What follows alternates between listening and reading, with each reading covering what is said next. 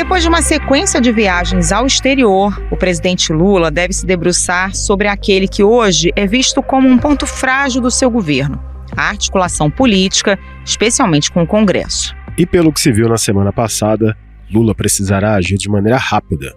Na Câmara, deputados derrubaram pontos de um decreto sobre o marco legal do saneamento, e a votação sobre o projeto de lei das fake news foi adiada, em boa parte pelo risco de derrota no plenário. A estratégia também passa por uma maior coesão da base. Segundo o levantamento feito para o Globo, deputados de partidos que fazem parte do governo, como União Brasil e até o PSB, têm votado com frequência contra o Planalto. Você tem, por exemplo, o ministro das Cidades, cujo tema é um dos autores do decreto de saneamento. Você vê a bancada do MDB, não votou contra. Então, é um momento, inclusive, do ministro, um conjunto de representantes da bancada, com a coordenação política, compreender quais foram os motivos. É o motivo contra o decreto de saneamento? É outro motivo ou não? E isso vai ser feito num ambiente o mais tranquilo possível. Os desafios da articulação política do governo Lula são um tema do Ao Ponto dessa terça-feira. Hoje, o repórter Sérgio Roxo conta como Lula deve mudar suas ações e se aproximar de lideranças políticas e empresariais. E a repórter Camila Turtelli fala sobre as expectativas do Congresso a respeito de mudanças na articulação do Planalto. Eu sou Carolina Moran. Eu sou o Felipe Barini. O Ao Ponto de 9 de maio de 2023 começa agora. Vem com a gente.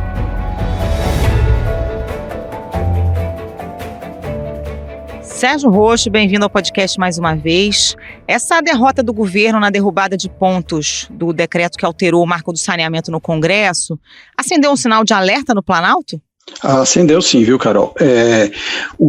Tanto que na semana passada o presidente Lula aí se reuniu com seus ministros mais próximos, que a gente chama de ministros palacianos, aqueles que têm gabinete no Palácio do Planalto, e resolveu ali pensar que a articulação política do governo precisa ser estruturada, O próprio ministro das Relações Institucionais, o Alexandre Padilha, admitiu que foi um recado aí, que parte dos parlamentares que em tese são da base do governo que quis enviar um recado ao governo, enviar um recado ao Lula, e por isso que votaram daquela forma, Então realmente foi um sinal de alerta aí. Sérgio, e a partir de agora, o que muda? Dá para dizer que o Lula vai entrar pessoalmente na articulação política? Tinha também uma certa... Você estava explicando até um pouco da gravação que falaram uma coisa, agora estão desdizendo também. Hoje é um pouco incerto isso, Ficou incerto, Para ter uma ideia, Até a semana passada, até sexta, havia realmente essa ideia do Lula entrar de vez na articulação política e começar a fazer política de verdade ali, ter contato mais direto com os parlamentares, com os líderes, com os presidentes dos partidos. Isso vale. Eu escutei isso de uma pessoa muito próxima aí do presidente.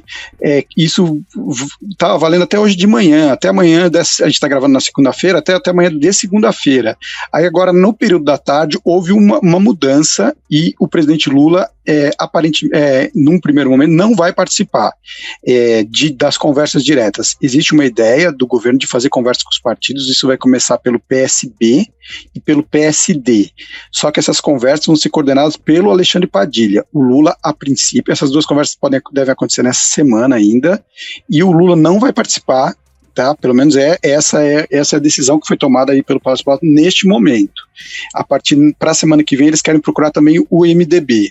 Então já tem 3 partidos aí com reuniões marcadas para discutir justamente as votações, o posicionamento desses partidos com relação às pautas do governo, E isso, só que o Lula, que ia participar, agora não vai mais. Obviamente que, como foi divulgado que ele iria, isso vai causar uma decepção aí com os líderes partidários, porque eles querem estar com o presidente da República, Então, a situação aí tá um pouco indefinida e realmente está um pouco confuso, realmente o governo parece que está com uma estratégia um pouco errática aí com relação à articulação política. Agora, Roxo, o Lula, ele era conhecido por ser um exímio articulador político nos seus 2 primeiros mandatos, Ele almoçava, jantava com parlamentares, com o pessoal do setor produtivo. O que mudou nesse terceiro mandato? Claro que o quadro político é diferente, mas a que o entorno do Lula atribui essa relação menos próxima com os parlamentares? Em vez de almoçar com o deputado,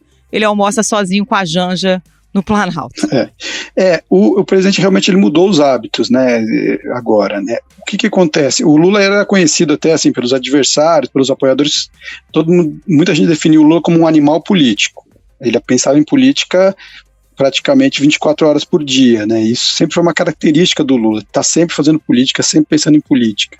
E agora, nesse início de mandato, ele mudou. Aí tem alguns fatores, né? Quais são os fatores? Primeiro, ele teve as pessoas próximas ao Lula alegam que ele teve está tendo uma preocupação muito grande em reorganizar o governo diante da situação que foi deixada aí pelo ex-presidente Jair Bolsonaro. Esse é um ponto. O outro ponto é que o Lula está com 77 anos. Obviamente que ele não tem mais a mesma disposição ali de estar ali o tempo inteiro fazendo política. São limitações ali, né? 20 anos atrás ele tinha aí um pique maior ali para ter uma agenda mais intensa de compromissos aí ao longo do dia, e hoje ele está mais restrito aí por causa da idade. E também, aí muita gente acredita que o Lula, desde que ele saiu da prisão, que foi em 2019, ele ficou mais, ele não tem escutado tanto, ele mudou um pouco o jeito dele de se colocar no mundo político mesmo, né? Ele está escutando menos. Isso foi muito visto aí durante a campanha eleitoral do ano passado, e agora também é visto no governo. Ele tem mais, aparentemente sim, ele demonstra mais convicção do que ele vai fazer, né, e não escuta, como a característica dele sempre foi essa, de escutar muito, escutar o que as pessoas em volta diziam, o que pessoas que pensavam diferente. Ele sempre gostou dessa coisa de pessoas que pensam diferente, né, de ter na equipe dele pessoas que pensam diferente, ou trazer da sociedade pessoas que pensam diferente sobre determinado assunto, ouvir os dois lados. E isso aparentemente está um pouco diferente agora, né. Eu até ouvi aí de um parlamentar antigo, um parlamentar experiente, uma pessoa que sempre teve, não é do PT, mas sempre teve contato com o Lula, que aquele Lula, o Lula do primeiro mandato e do segundo, que conversava muito, que era simpático, que abraçava, ele desapareceu. Essa pessoa não existe mais, ele está com outra característica, né? O Lula sempre falou assim, que ele gosta de fazer política olhando nos olhos, de pegar nas pessoas. Ele fala isso inclusive em relação aos líderes internacionais, né? Que nas conversas que ele tem, ele gosta de estar ali olhando olho no olho. E aí entra aí, nesse caso também entra um outro ponto, que o Lula tem se dedicado muito às viagens internacionais, né? Isso também rouba um tempo da agenda. Então a política aqui local ele não tem conseguido fazer muito, porque está viajando bastante. Teve agora no último fim de semana na coroação do rei Charles III na Inglaterra, vai para o encontro do G7 agora a partir do dia 19 de maio no Japão. Então ele está viajando muito, teve em Portugal, na Espanha, foi para a China, então está se dedicando muito à imagem do país no exterior, né? Então também acaba não sobrando tempo para a política local aqui.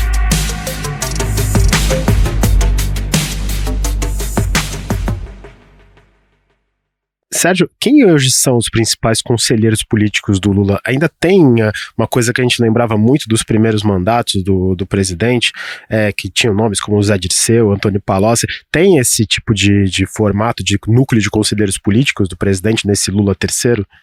Entre os ministros que estão mais próximos ali, nenhum deles tem uma liberdade para chegar para o presidente e apontar problemas, fazer críticas.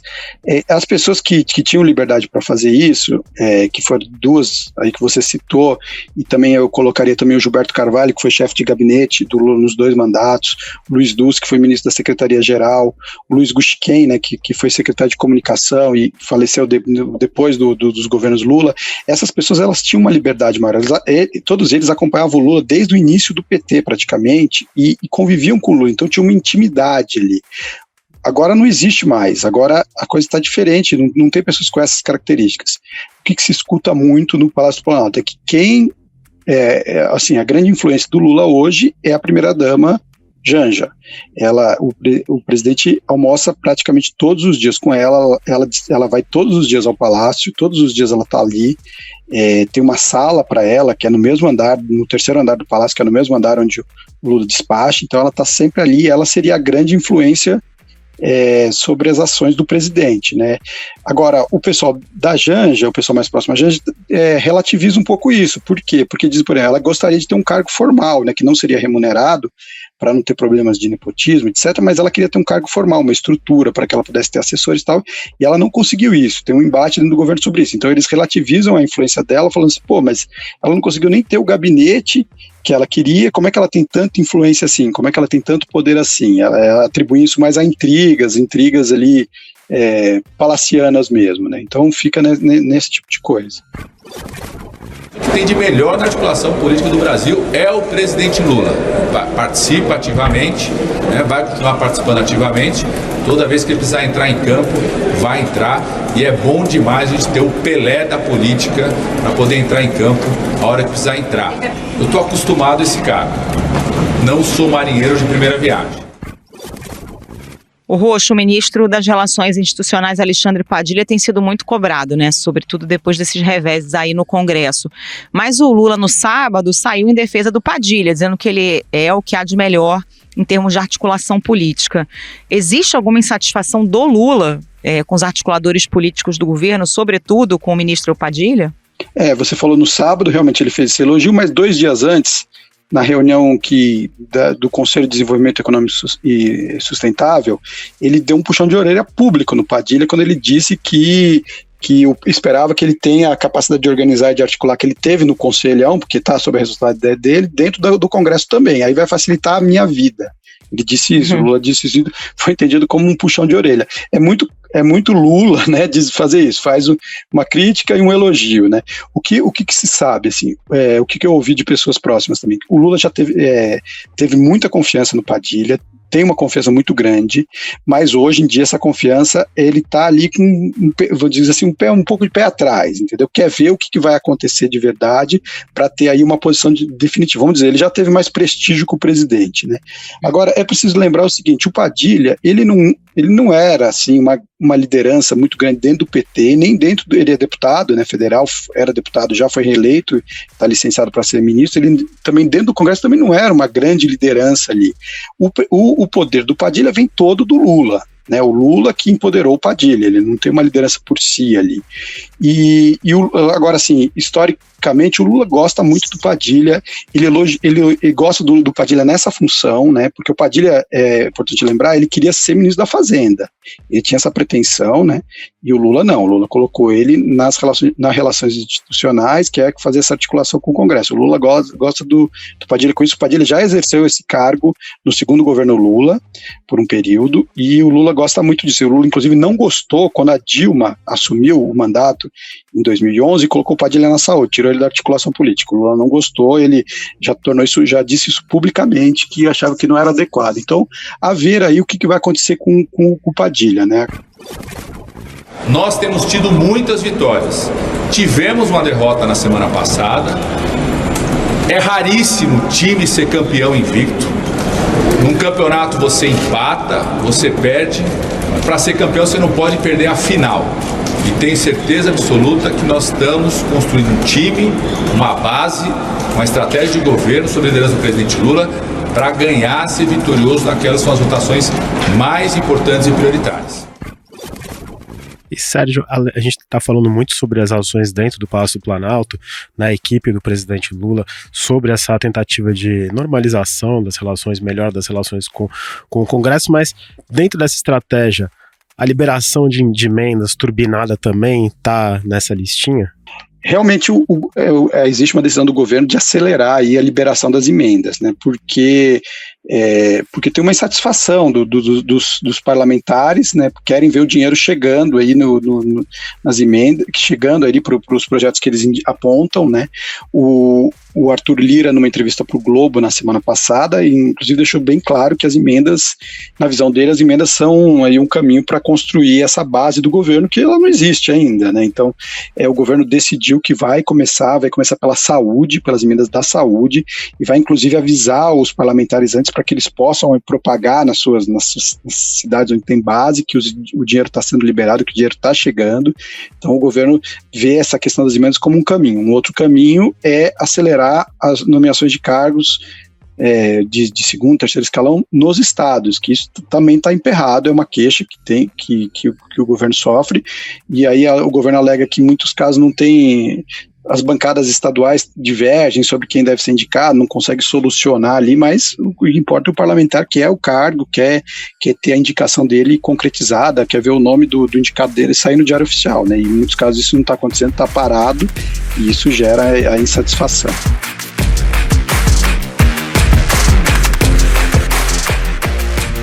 Sérgio Roxo, obrigada pela participação, bom trabalho aí para você. Muito obrigado, Sérgio. Obrigado, Carol e Felipe, sempre um prazer.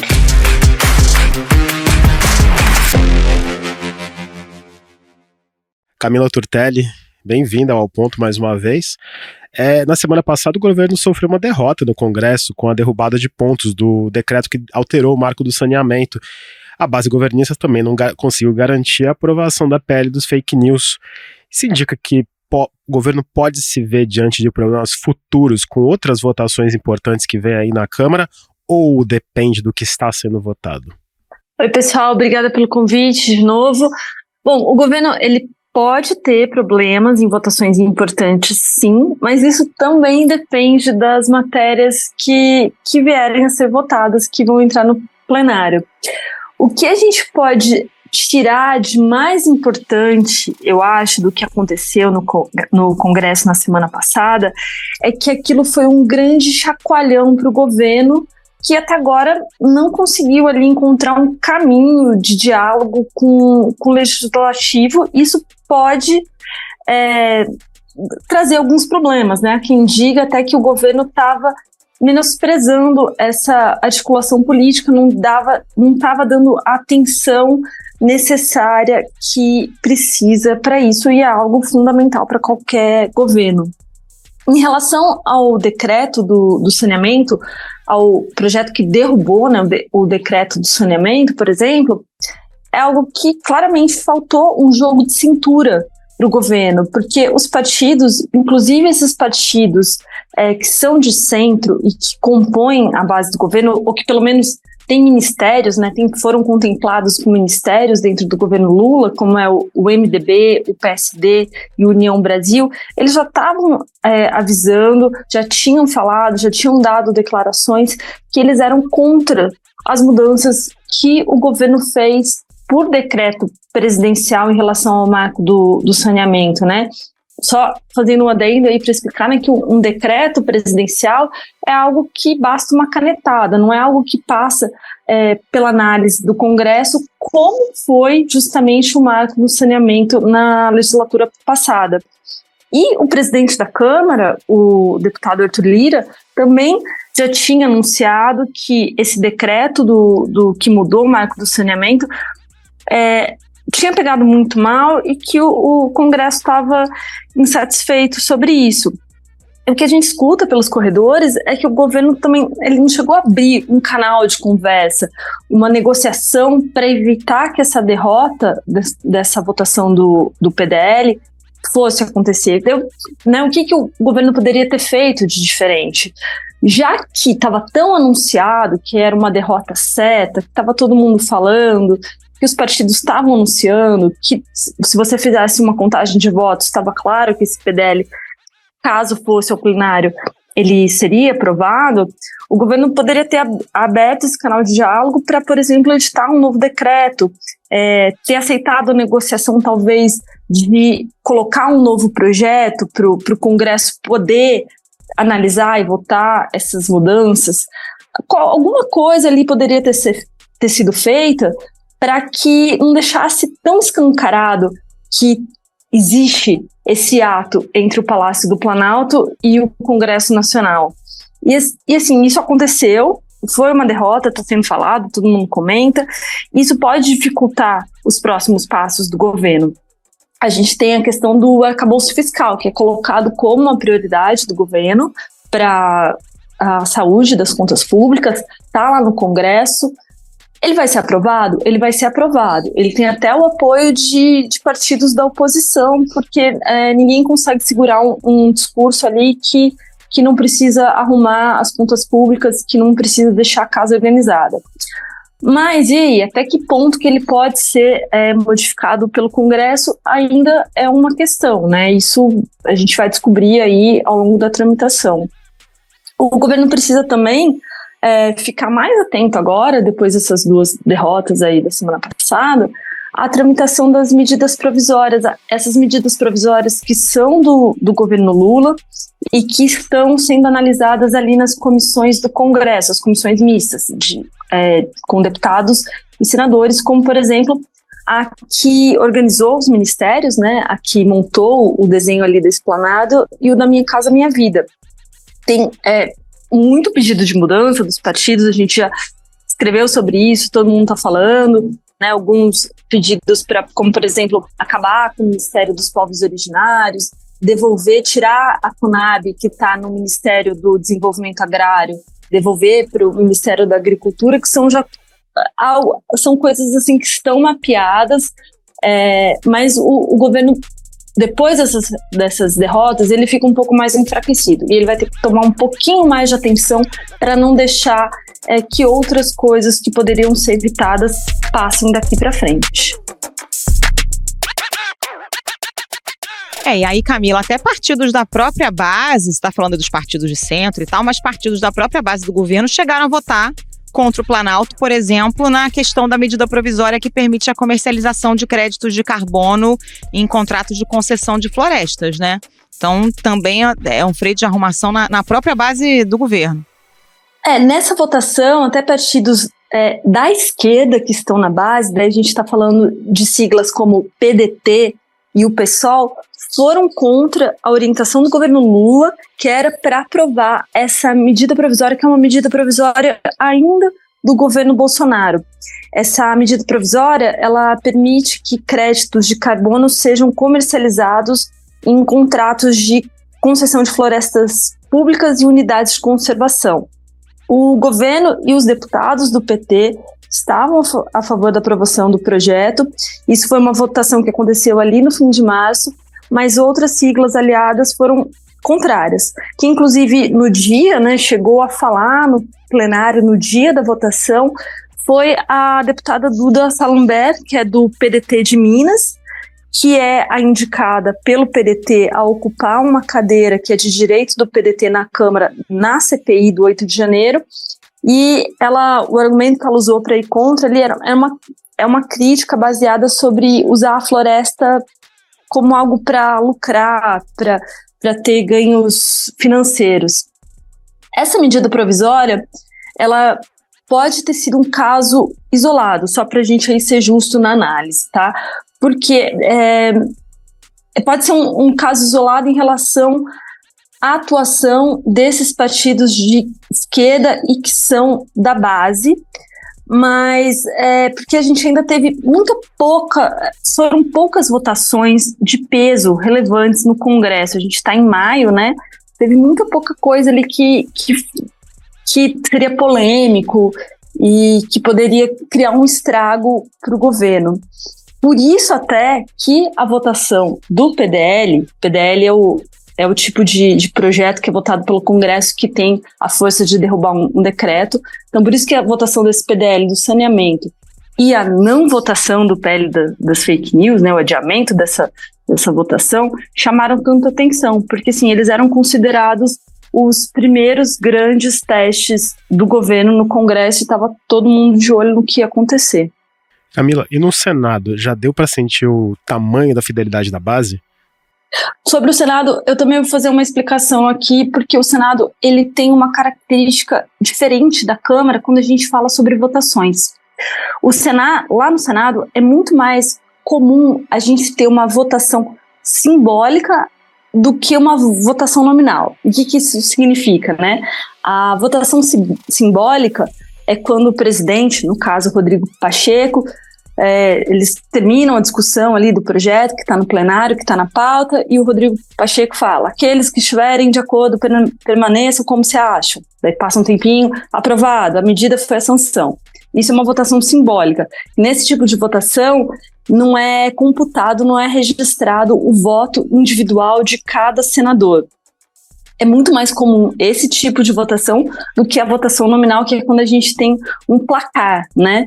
Isso dificulta um pouquinho a análise sobre o Senado nesse ano, quando a gente quer medir a fidelidade da votação de cada senador em relação ao governo. Que a gente pode ver como esses senadores, por exemplo, votavam em relação ao PT na legislatura passada, mas lembrando que daí na legislatura passada o PT era oposição, não era governo, né? Mas o que a gente pode perceber sobre base de governo no Senado até esse ponto? A gente sabe que a oposição não tem maioria na casa.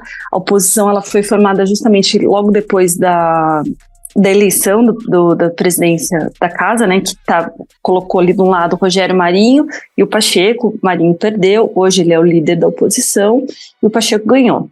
E vamos analisar ali um pouquinho sobre esses partidos de centro no Senado. A gente tem um MDB mais coeso no Senado, mais alinhado com o governo, com a participação do senador Renan Calheiros, que é bastante aliado, principalmente do presidente Lula, e o senador Eduardo Braga. Tem também no Senado um líder do governo no Congresso, que é o Randolfo Rodrigues, que não é do PT, é da Rede, é um outro partido. O PSD do Kassab também tem nomes mais alinhados ao governo, como, por exemplo, a senadora Elisiane Gama e o próprio Rodrigo Pacheco, né? O Pacheco está muito mais próximo do Palácio do Planalto do que o Arthur Lira. Então, assim, essa é uma análise que a gente consegue fazer sobre o Senado até esse momento, mas a gente tem que esperar assim, o Senado ser colocado mais a teste, mais à prova. Camila, vamos falar então da CPMI dos atos antidemocráticos. O governo deve ter maioria, mas depende aí de indicações de partido de centro, que são partidos rachados, né? Tipo União Brasil e outras legendas. Os nomes mais cotados são os alinhados com o governo ou não? A gente vê que o governo deve ter essa maioria, porque é possível ver isso pela formação dos blocos e a proporcionalidade dos partidos. Mas é o que você falou, a gente precisa ficar de olho em algumas cadeiras reservadas a esses partidos de centro, porque a depender da escolha do nome do titular e até mesmo do suplente, que pode vir a ter um direito de voto caso o titular falte, é que eles podem escolher um parlamentar não muito fiel.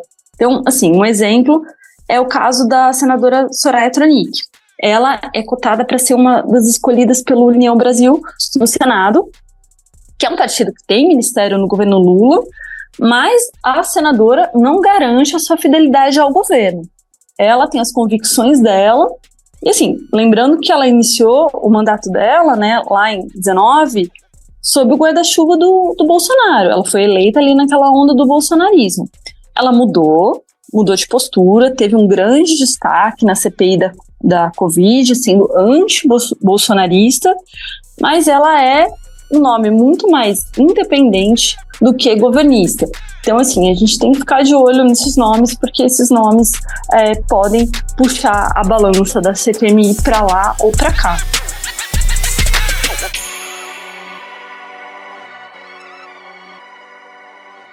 O governo tenta ganhar tempo justamente para ganhar musculatura novamente. A gente falava aqui semana passada que o Lula está entrando, decidiu entrar na articulação política também, nesse tete-a-tete com os parlamentares, com lideranças, com bancadas, para aí sim você ter uma confiança maior para a indicação de nomes mais governistas para a CPI.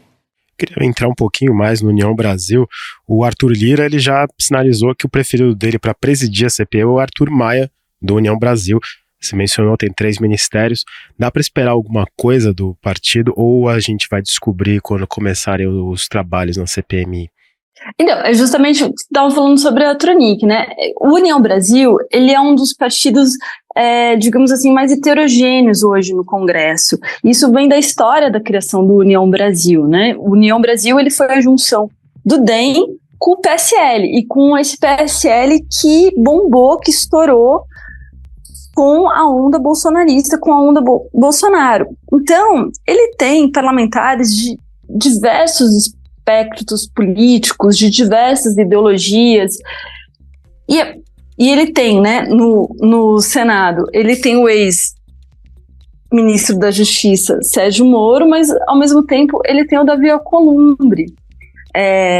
Na Câmara, a gente tem o Arthur Maia. O Arthur Maia, ele é um deputado de centro, mas ele já esteve muito mais à direita, ele já esteve ali ao lado do ex-presidente Jair Bolsonaro. Tem também entre os suplentes que são cotados para a Câmara, são 2 nomes de clara oposição ao governo Lula, que um é o deputado Kim Kataguiri, que é o líder do MBL, que sempre fez, ele estourou ali nas jornadas de junho, né, fazendo críticas à ex-presidente Dilma. O outro cotado pela União Brasil é o Felipe Francischini, que também foi eleito nessa onda do bolsonarismo. A gente sabe que hoje em dia ele não é tão bolsonarista, mas também eu não consigo afirmar que ele não é. Então, assim, União Brasil, a gente tem que ver mesmo como que vai ser a atuação desses nomes durante a CPMI. Camila, para a gente fechar, conversamos aqui também no podcast com o Sérgio Roxo. Ele falou que o governo está atento, né? Que tudo isso acendeu um sinal de alerta no Planalto, que a ideia é estreitar laços aí com as lideranças, com os presidentes de partido. Por enquanto, ainda sem a participação do presidente Lula. Qual é a principal demanda, qual é a queixa? O presidente do Republicanos, por exemplo, Marcos Pereira, deu uma entrevista para o Globo se queixando de falta de diálogo, dizendo que não foi chamado, que não foi recebido e tal. O próprio Arthur Lira também já fez críticas à articulação política. O que está faltando na leitura dos parlamentares? É uma proximidade maior, uma presença do presidente pessoalmente, a liberação de emendas? O que está pegando? Está faltando emenda. O governo estava com a torneira fechada até então. Tem uma promessa e uma conta para ser paga, que foi a negociação de emendas para aprovação da PEC da transição no ano passado ainda, quando ainda era governo Bolsonaro, né, mas que o governo era governo eleito, Lula, né, negociou, porque ele precisava disso para colocar em prática algumas promessas de campanha bastante importantes no começo do mandato, que se isso não tivesse passado, não ia ter dinheiro para nada, e foi negociado ali um montante de emendas para os parlamentares aprovarem essa PEC da transição, e que eles dizem que muita coisa ainda não foi paga. Então, eu acho que essa é uma das questões principais. Essa é uma ferramenta que é usada por governos aí para criar sua base.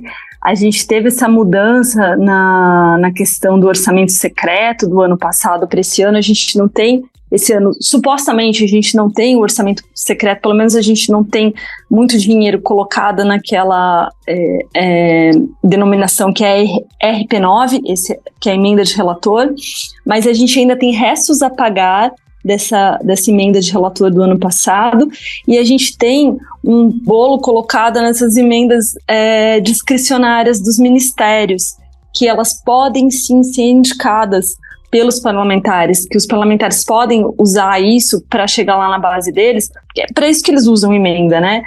Assim, de uma forma mais republicana. Eles indicam por meio ali no Ministério da Saúde, manda para o município, ele vai chegar lá no município para inaugurar um posto de saúde ao lado do prefeito e vai tirar foto e falar: eu destinei essa emenda para cá. E isso é um capital político muito grande para qualquer parlamentar, para poder se manter ali, se reeleger e manter seus contatos. E assim, claro, tem o diálogo, tem a articulação, mas o fundamental é a emenda.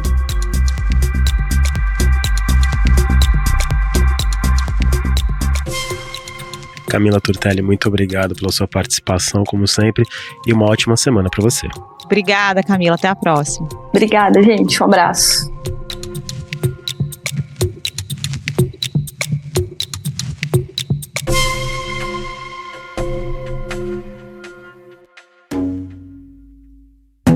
Esse foi o Ao Ponto de hoje, o podcast diário da redação do Globo. Nessa conversa, a gente conta com a participação de toda a equipe do jornal, as mesmas pessoas que levam até você informação e análise de qualidade todos os dias. Quer saber mais? Assine o Globo. Acesse assineoglobo.com.br e confira todas as notícias e reportagens especiais. Neste episódio, além do material produzido pelo Grupo Globo, utilizamos sonoras da TV Brasil. A edição é de João Guilherme Lacerda. Até mais. Até mais.